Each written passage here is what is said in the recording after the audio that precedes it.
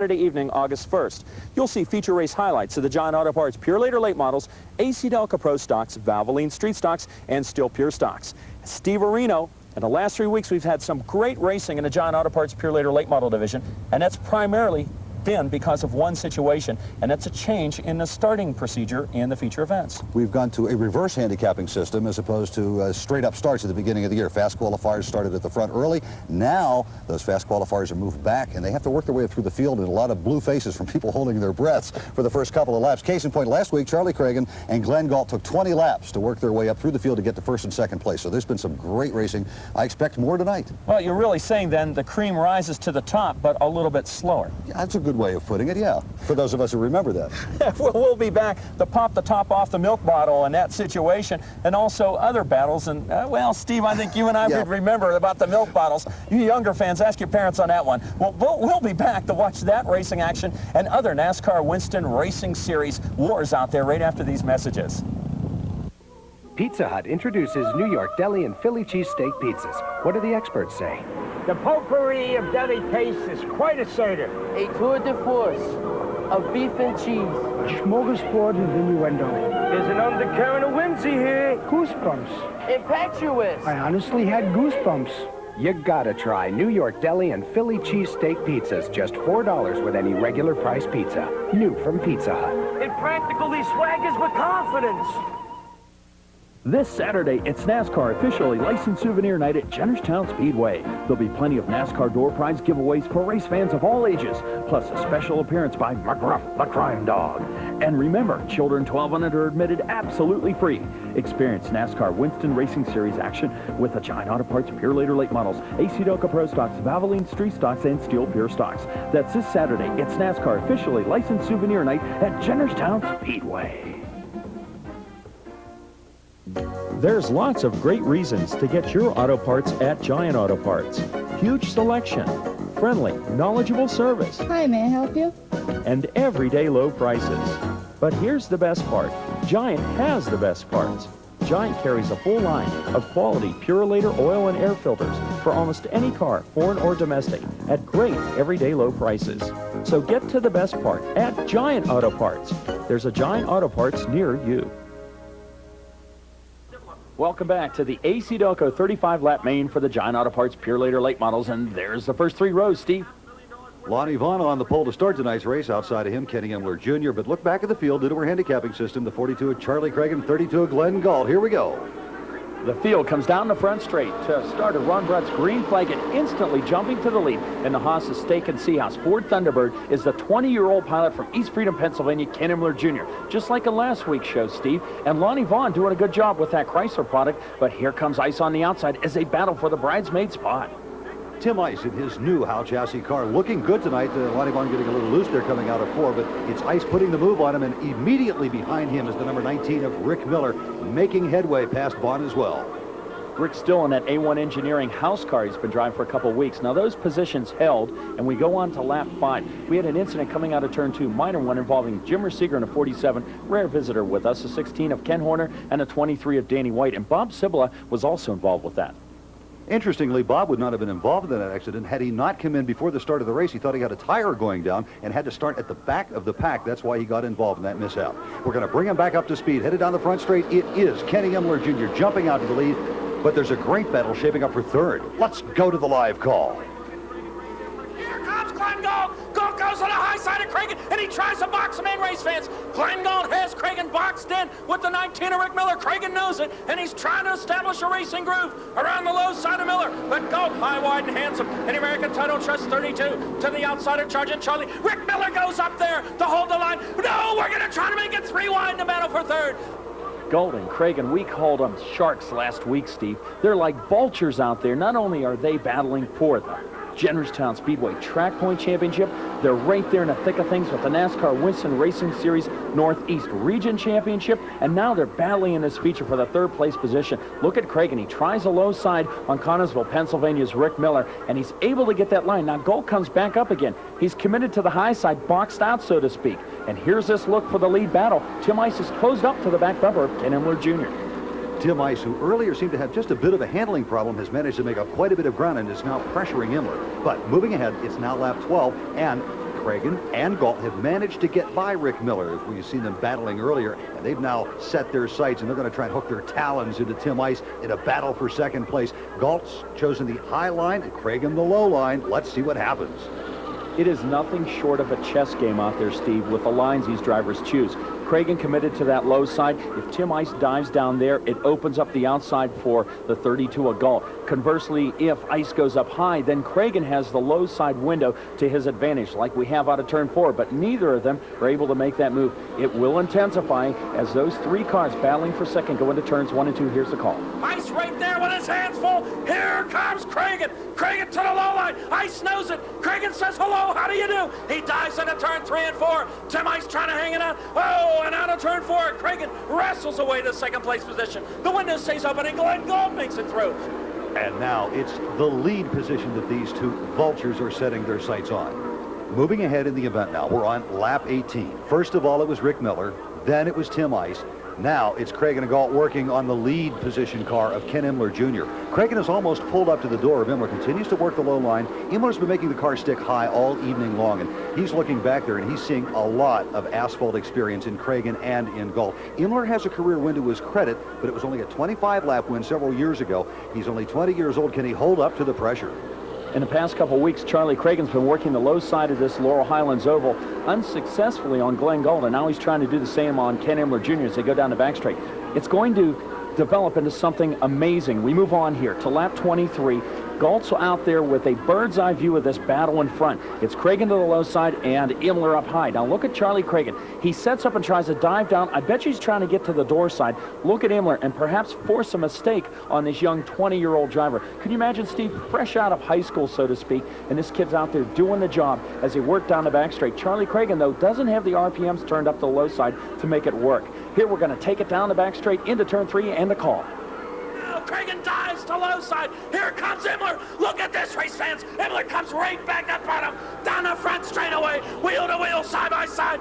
There's Galt's bird's eye view, and look at the field scattered behind them. Let's go back to the call. Ford versus Chevy. Down the back straightaway. Imler stays a quarter of a car length ahead. Charging Charlie Cragen to the low side. Imler comes right back up on him. Oh, it's heart attacksville. Out of turn 4. Charging Charlie Cragen. Being denied by Imler again. We're on lap 26 into turns 1 and 2. Ken Imler Jr.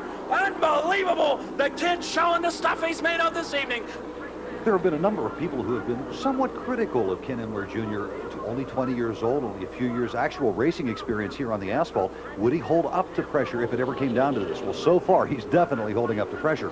And you have to wonder what's going through Charging Charlie Cragen's mind. He's saying, how do I set this kid up? Do I just kind of put the pressure on and hope for a mistake? Do I dive low and see if I can maybe force him to wash out in a turn? What's the strategy going on here?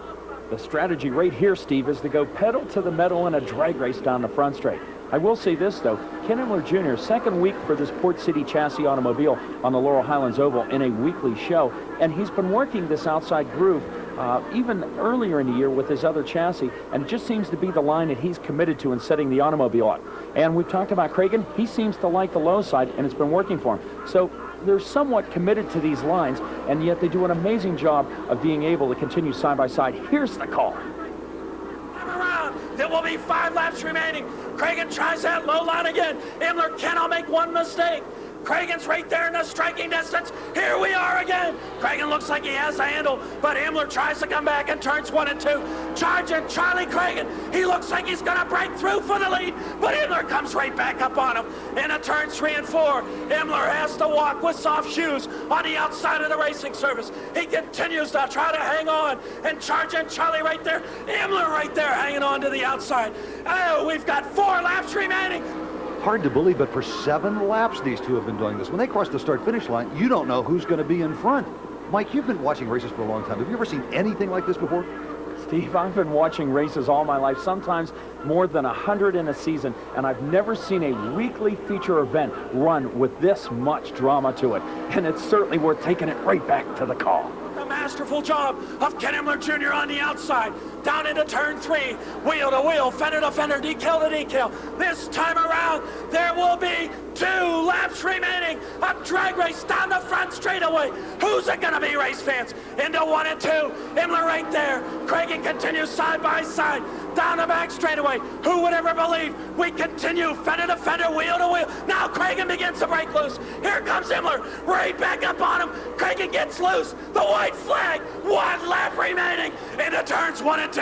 Here it is, it's up for all the marbles. Imler and Cragen, side by side, wheel to wheel. Here comes Imler. And as they head down the back straight, it's Imler in front. Cragen's washed out to bit. The stands, you can't see the mic, but the fans are on their feet. They're rocking and they're rolling. Who's it going to be at the finish line? Cragen gets it squarely. It's Imler at the finish. And the glass slipper fits tonight for Kenny Imler Jr. out of East Freedom, Pennsylvania. The Cinderella story becomes reality for the driver of the Haas Steak and Seahawks Ford Thunderbird. Stay right where you're at, folks. We're not done yet. There's lots of great reasons to get your auto parts at Giant Auto Parts. Huge selection, friendly, knowledgeable service, Hi, may I help you? and everyday low prices. But here's the best part.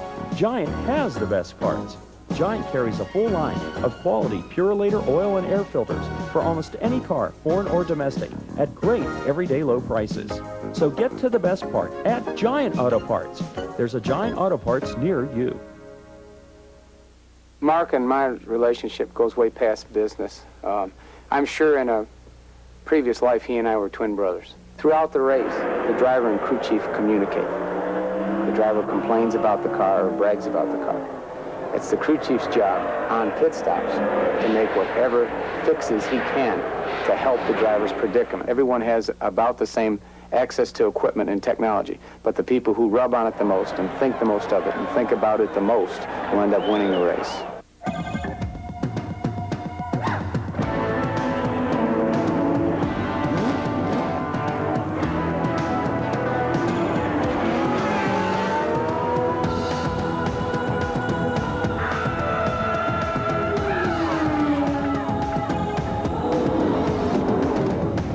Where there's smoke, there's fire. The surefire performance of AC Delco. We don't just race, we win. AC Delco Pro Stocks in their 25-lap feature event of this evening, and a look at the first 3 rows. And as we take a look at our front starters, look back at the field, Mike. If you took all the feature wins in rows, let's say 4, 5, and 6, boy, you could really rack up a lot of wins.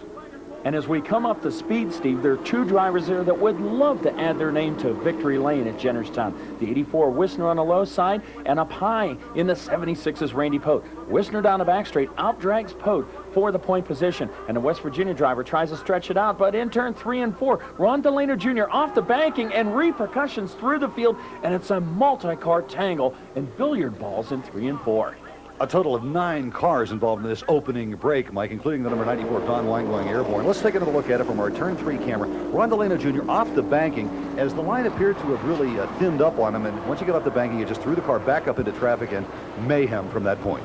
We're going to move on and pick up the action on a restart, actually on lap 3 of the restart. Jerry Wisner continues on the point position, but look who's moved up because of all the changing of positions and everything from that mishap. The Pristo Sales and Service 49 of Denny Winkert. He dive balls the low side, dirt tracks the car, and is not able to make the pass on Wisner. And we're going to take this ahead. This is lap 4, and Denny Winkert's trying to do the same thing in this lead battle. Into turns 1 and 2, he takes that Ford Super Coupe down there, the Thunderbird automobile, squirrely again, but he makes the pass on the Mountaineer State Pennsylvania driver Wisner.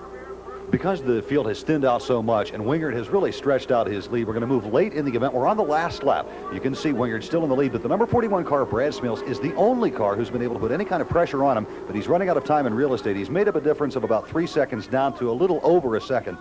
But as mentioned before, it's all Denny Wingert. There's just too much ground for Smills to make up, and coming down the front straight, he'll pick up the checkered for a career first win in the Pro Stocks. Denny in victory lane with a look on his face like, how'd I get here? Mike, it's time to move on to our race break tonight, and our subject is pneumatic elastometric compounds. What are you talking about? Tires, Mike, tires. This race break is brought to you by Steel, the world's largest chainsaw manufacturer.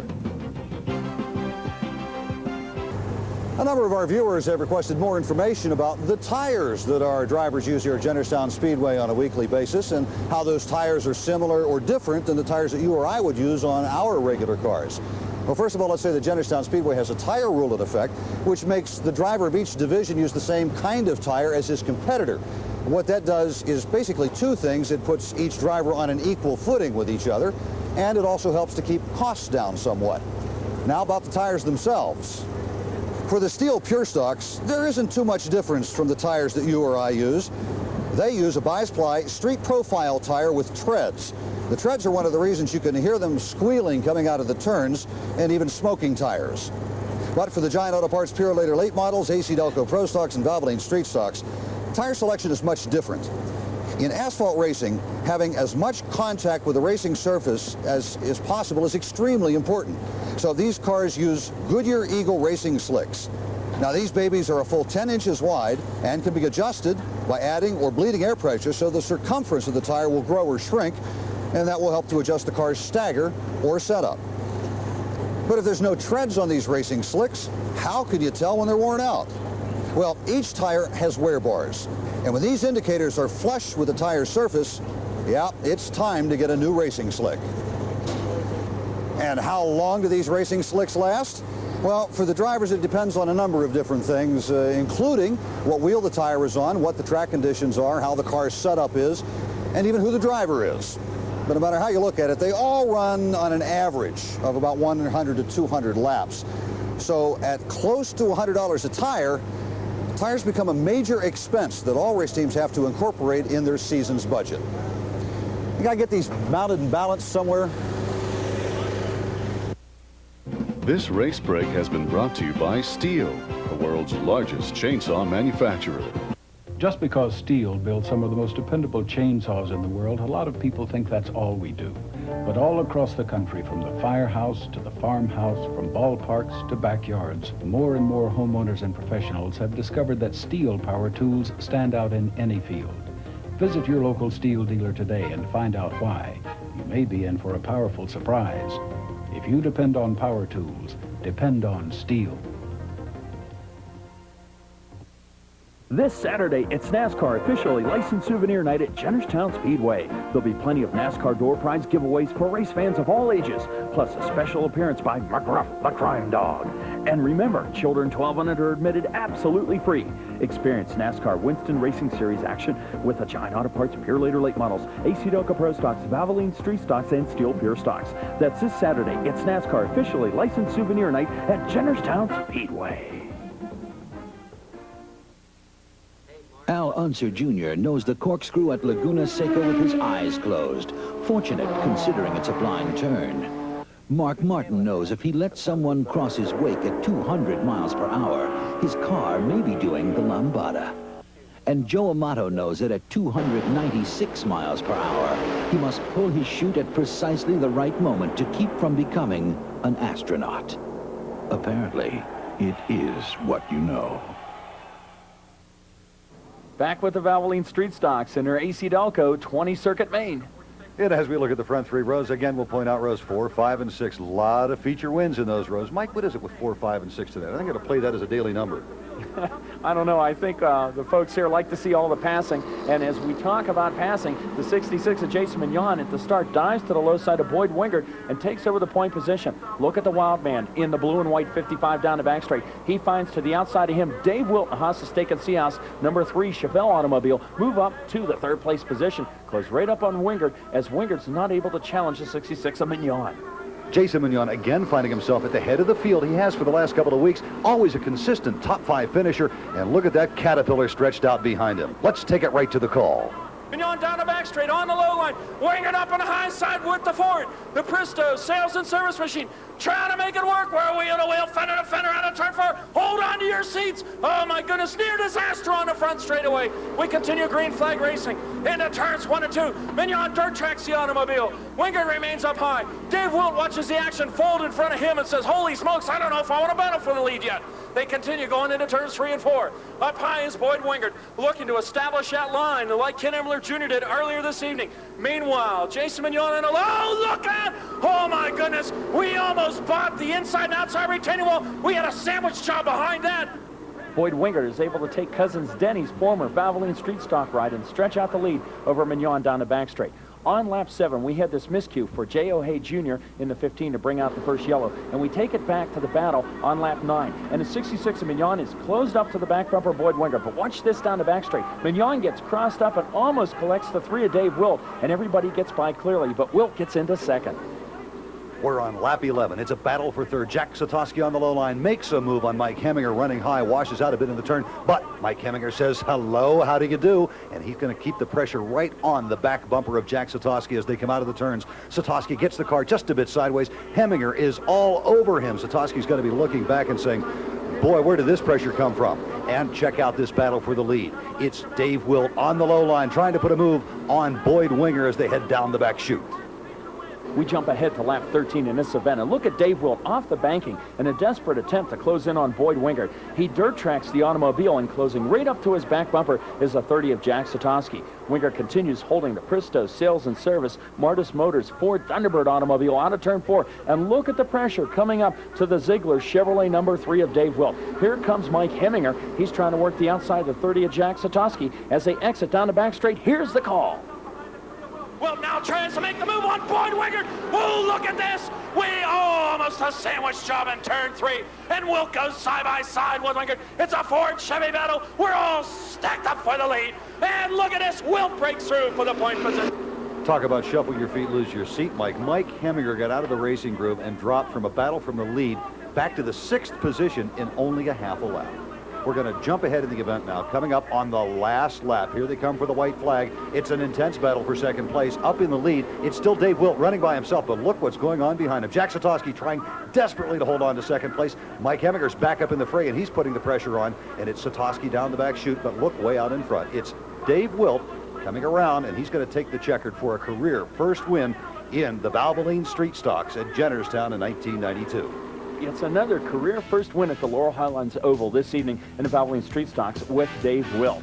Now, you know, Steve, as we look at the top 5, it's going to be steak tonight for Dave Wilt's team, the Haas Steak and Seahawks sponsored crew, because they and Ken Imler, also a Haas sponsored car, winning this evening. Dave Wilt fired up in victory lane, and we're going to move into our final event of this evening, and this is the Steel Pure Stock 15-lap main. Now, Steve, we had a miscue during a qualifying heat that left Tim Stump in his 65 Chevelle unable to start the feature, and this is what happened. He and Coconut get together, then Larry Lee Heminger stump hard into the wall. He throws off a right front tire, and it goes heading to the infield, collects into the inside retaining barrier, shakes hands with it, and decides to take a rest on the track. But the rest of the field will not be taking any rest as we get ready to start this AC Delco-sponsored main for the Pure Stocks.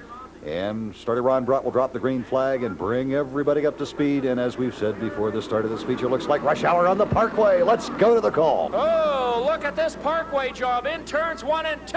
And we're all stacked up for the lead. Mozzie down the back straightaway. Here comes Jimmy Friedland. Oh, my goodness. Mabel, open up the refrigerator and get out the mayonnaise. It's a major sandwich job in turn 3.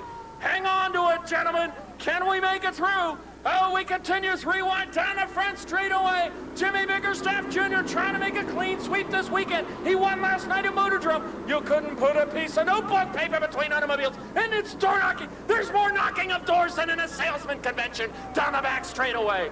Down the back straight in a battle for third. Ron Conway in a 78 DeBakes printing machine. I don't know if it's his nickname or mascot, but they have a big skunk on the hood, and he's got to be careful because he's about to get skunked. 3 wide down the front straight. Up high is a 74 Rick Sheeler. He gets by. Here comes Jimmy Bickerstaff Jr. and touching fenders with the 78 of Conway. He gets by. So does Burnell, and it looks like Conway must say, I had the car in reverse. Moving ahead of the event, we're coming around for lap 8, and it's a battle for third place. Dave Burnell has third right now, but that may change a bit as Rick Sheeler and, Jimmy Bickerstaff Jr., well, they get together, I guess, Mike, they could say, we both have black cars. Let's touch quarter panels. No one will know the difference, right? Well, unless you're one of the sponsors with your name lettered on the quarter panels. On to more serious racing, there's Jimmy Bickerstaff Jr. trying to put a move on Rick Sheeler on the outside. They won the previous night at Motordrome, so they're all fired up. There's Gary Mozzie, our leader, and what we're going to do is jump ahead to the final 2 laps of this event. It's Mozzie out in front, battle for second place. Dave Brunel putting pressure on Courtney Block, and Courtney Block says, oh no, the pressure's too much. Oh, and the blockheads go crazy in the stands. Courtney Block says, I can get this car straightened out, but Dave Brunel keeps his cool, moves to the outside, and is really setting up to be an interesting battle for that bridesmaid's position. great presence of mind that Brunel has in this battle as he works the outside. Last week, remember, Steve, he was involved in a very hard impact that left him during the week in a neck brace, and he's back out here racing again. And the determined young man down the back straight, who's known as the Flying Sign Painter from Greensburg, takes over the bridesmaid spot. Now we'll pan back here and show you our lead automobile. Gary Mozzie in the former Mike Heminger ride exits out of turn 4, and he'll pick up a career first win at the Laurel Highlands Oval in this AC Delco 15-lap main. A very happy Gary Mozzie in victory lane, our third career first winner tonight here at Jennerstown. Don't go away. We'll be back with a final word right after this. Just because Stihl builds some of the most dependable chainsaws in the world, a lot of people think that's all we do. But all across the country, from the firehouse to the farmhouse, from ballparks to backyards, more and more homeowners and professionals have discovered that Stihl power tools stand out in any field. Visit your local Stihl dealer today and find out why. You may be in for a powerful surprise. If you depend on power tools, depend on Stihl. Pizza Hut introduces New York deli and Philly cheesesteak pizzas. What do the experts say?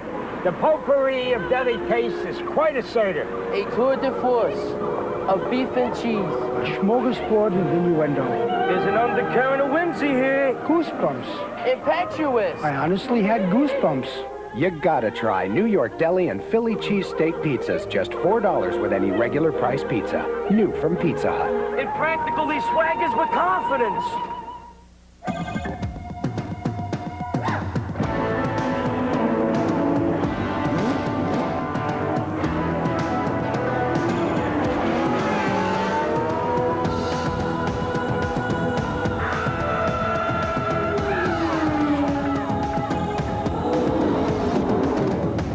Where there's smoke, there's fire. The surefire performance of AC Delco. We don't just race, we win. That concludes racing for this week. Don't forget to obtain your Jennerstown Speedway reserve seat $2 discount coupons that are redeemable at all race events up to September 19th at participating Giant Auto Parts stores. Your place for the best parts, where you find Purolator products, the first name in oil filters. You'll also find them at participating Keystone Steel dealers. Stihl, the world's largest chainsaw manufacturer. And at participating Western Pennsylvania Auto Parts stores, where you find quality AC Delco parts. AC Delco powers the winners. Also at participating Western Pennsylvania Pizza Hut locations. Hit the Hut for our new New York deli and Philly cheesesteak pizzas. And finally at participating Valvoline instant oil changes, Napa Auto Parts stores, and Western Pennsylvania Auto Parts stores, where you find Valvoline motor oil. People who know use Valvoline. From all of us at Jennerstown Speedway, this is Mike Nelson along with Steve Richard, wishing you a great week, and we'll see you at the races.